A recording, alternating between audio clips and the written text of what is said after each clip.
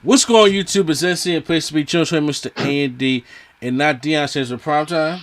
What's up? What's up? We are back here. It's Friday night, and you do know what that means. Yeah. Okay. It is time for AEW Rampage.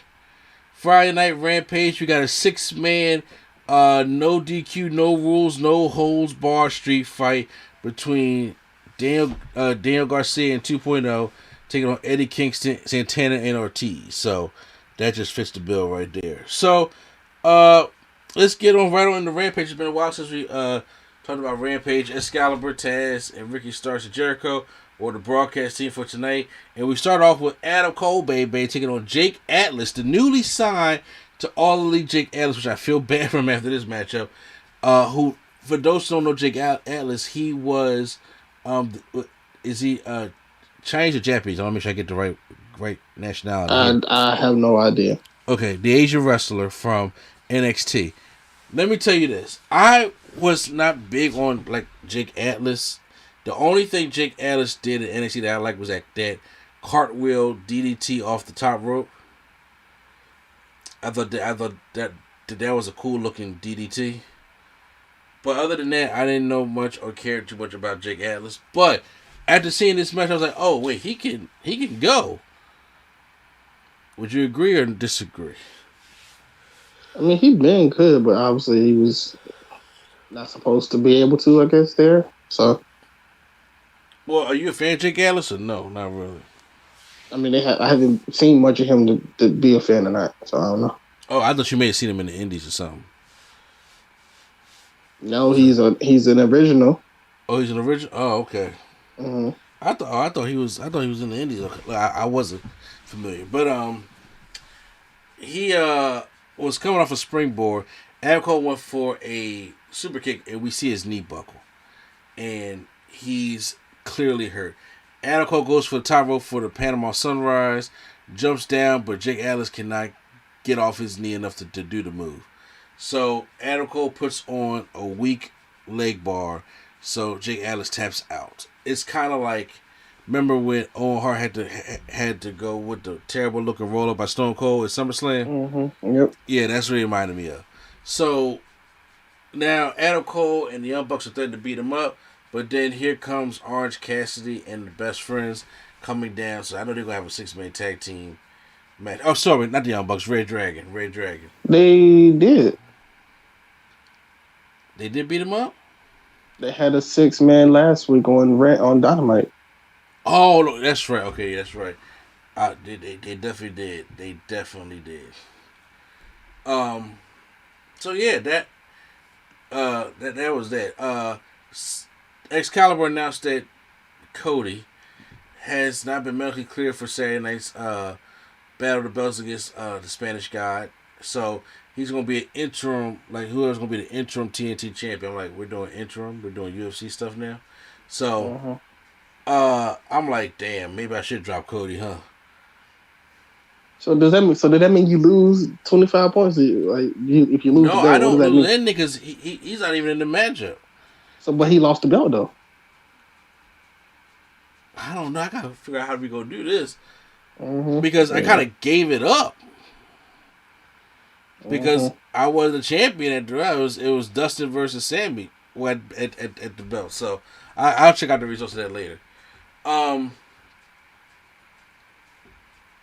Tony Schiavone was backstage with Andrade El Idolo talking about Stink and and that little boy with Stink.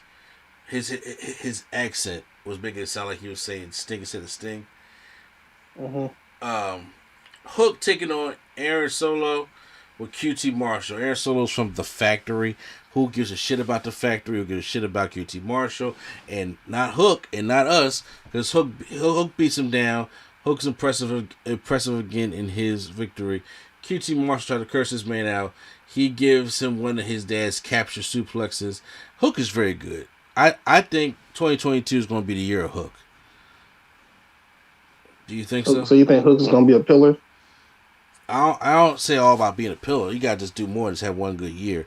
But I do think that he may win like it's a possibility he can win the TNT Championship, or it's a possibility he's gonna have like a big program or a big match. Like I could. Nah, you know what? Just remember when everybody thought Hook was going to debut against Punk. Now I kind of wanted that to happen since he's like this. Yeah. Imagine him surprising everybody. Obviously not beating him, but just surprising everybody with how good he is. By obviously putting Punk to the limit. You're right, but then he'll got to take a first loss though. You kind of want to put some wins under this belt. Yeah, all right with come on, that's Punk. You're all right with losing to Punk. Yeah, but I mean he's doing good right now. I heard people, rumors around saying that it could be him and Cody for the TNT Championship later on this year. All right, who got Hook on the fantasy? Lady Sketchdoo. I'm gonna have to trade her with Jade or something. I don't know. Yeah. Anyways, Well, don't worry. I mean, we're going to do all that on the podcast this because we're going over our first week of points, and if we want to drop an ad or trade anybody, so we're going to go over that all on the podcast this weekend. What's funny is some of the pictures she got. I'm like, I thought that Prime, because she don't watch AEW like that. I thought she would have really picked them up before she did. Especially, I'm like, she picked Scorpio Sky before Hook. Okay, I'm just like, you could do this. Yeah, I mean, I didn't pick Hook because he only has Rampage matches. So, but the Rampage counts. I know what I'm saying. Like, I pick people that be on both. Like I got Adam Cole. Adam Cole is on both shows. Yeah.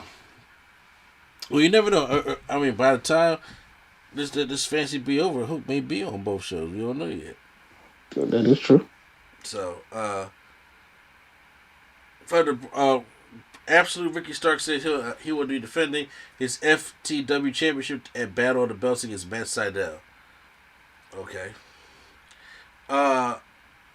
AEW Women's Champion Dr. Britt Baker, DMD, and Jamie Hayter taking on Riho and Ruby Soho in a tag team matchup. It wasn't nothing that big of a deal in this one, other than more of the deterioration between Jamie Hayter and Britt Baker, as Riho rolled up Britt Baker to win. No, she rolled up Hayter to win the matchup.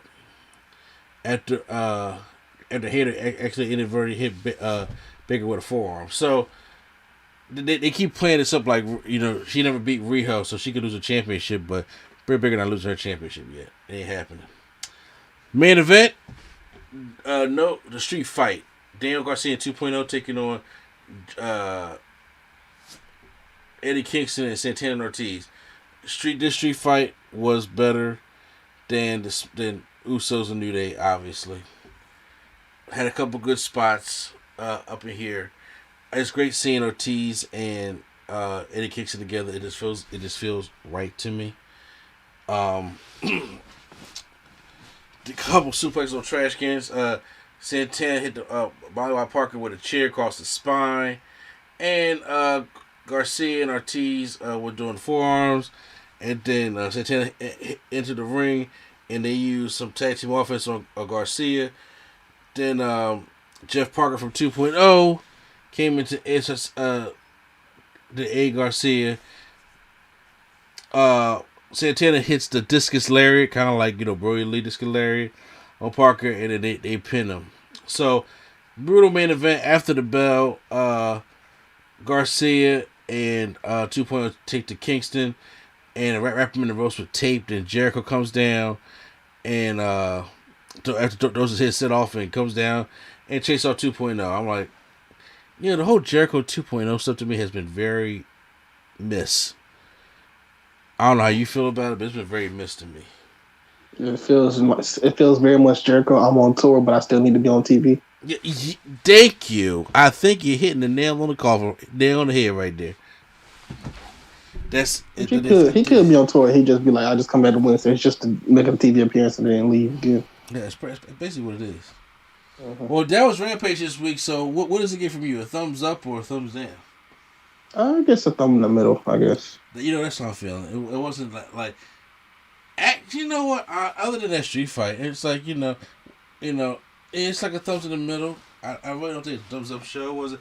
We know what Rampage is about. Once Rampage gets from being a tape show, it becomes like more of a live show, and they travel for Rampage like WWE travels for SmackDown.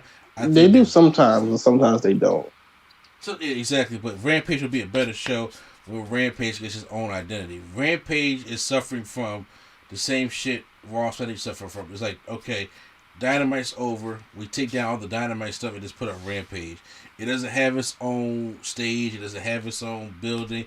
Titantron ring stuff. It doesn't have its own feel to it yet.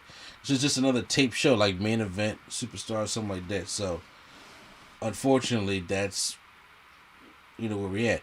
But once I think they take it on the road a little bit, when COVID gets better, the pandemic gets better, and they can able to sell that show like, hey, Rampage is coming to Philly at the Leocore Center, this Friday. Like, okay, that's dope. That's what we plan on doing. So that's how I feel about it.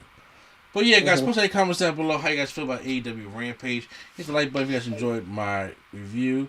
And hit the subscribe button for more wrestling content, AEW content, and the Midweek Wrestling World right here on NC Studios. Supposed to get NC and place to be Church Saying D and not Deion Sanders for Primetime. All right, y'all. All right, and Nerd Coalition is out.